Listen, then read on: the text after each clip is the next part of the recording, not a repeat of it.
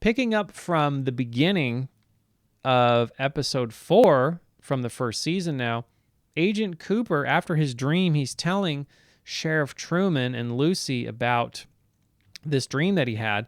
And Agent Cooper doesn't seem to recount his dream as faithfully as it occurred on the screen.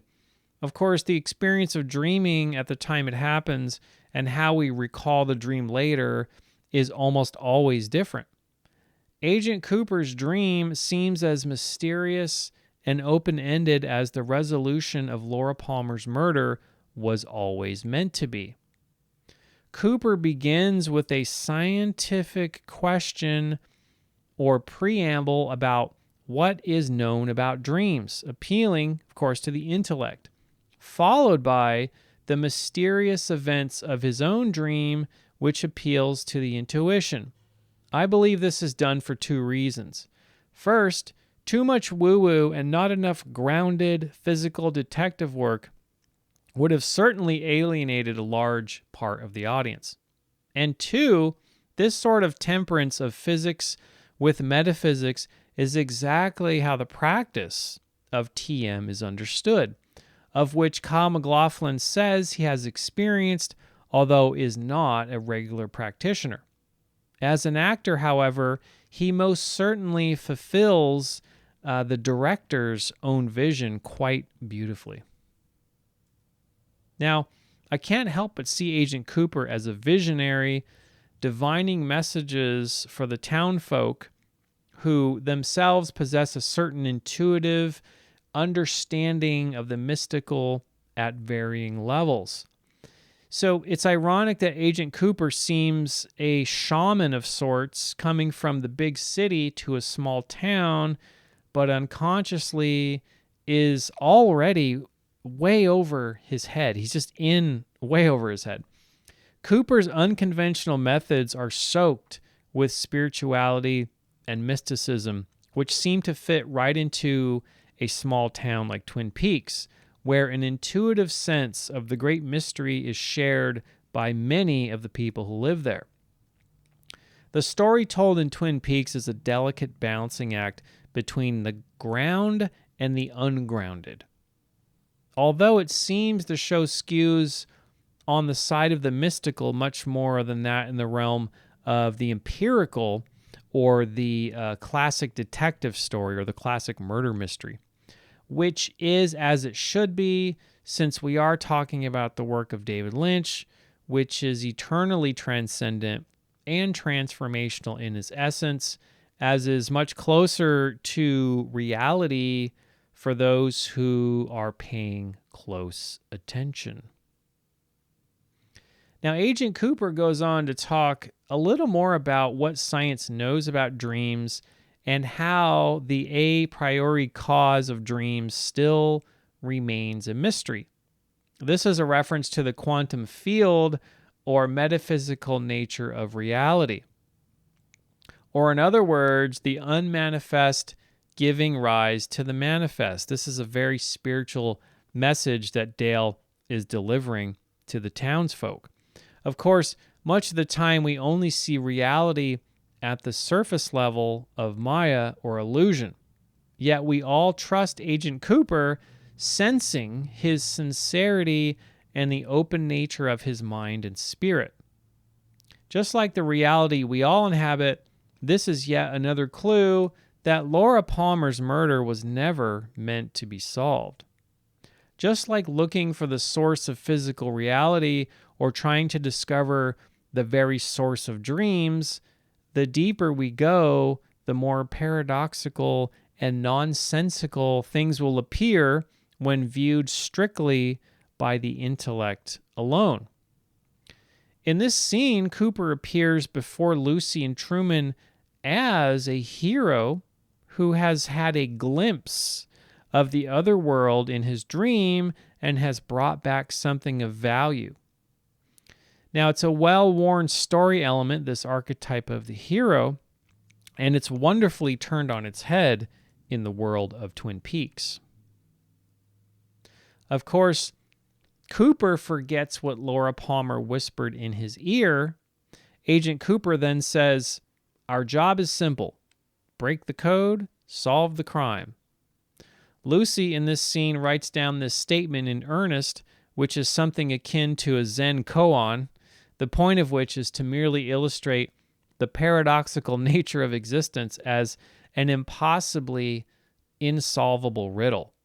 Another reference to the dance of meaning and meaninglessness, or of the intellect and the intuition, which is always occurring in the background of the story. The code Agent Cooper is referring to is the very essence of reality itself. A code which completely breaks down upon closer inspection, just like how the study of quantum physics serves as a gateway to progressive levels of theoretical mysticism, as empiricism as we know it completely breaks down.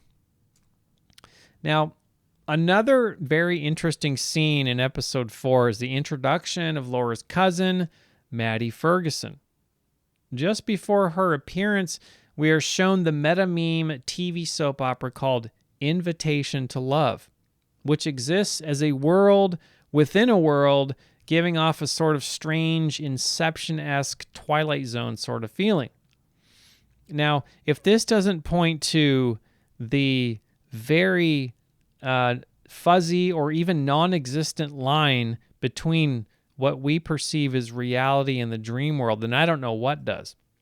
Now, as seen here, Selena Swift as Emerald and Jade is a well-known bit of foreshadowing that appears only moments before the introduction of Laura Palmer's cousin into the show. The names Emerald and Jade are a very interesting choice, as both stones are quite similar. However, an emerald is translucent, allowing light to pass through it, while a jade stone remains opaque. I think it's quite evident which character is Emerald and which is Jade in Twin Peaks. Now, what is being communicated unconsciously, beyond the fact that Maddie Ferguson is played by Cheryl Lee, has to do with the movement of light. Jade is incapable of having light pass through it, which of course points to the Black Lodge, whereas an emerald readily allows light in as well as allowing light to freely pass through it. This of course points to the White Lodge. The main difference between the two comes down to the nature of freedom versus control, or the choice between love and fear. In a certain sense, Jade is locked and controlled. Light cannot enter, nor can it escape. The best it can do is reflect light. Light which others may enjoy on the surface because it invariably comes back to them. The opaque gem is very beautiful on the surface, but it is full of secrets, as the arm tells Agent Cooper in the dream.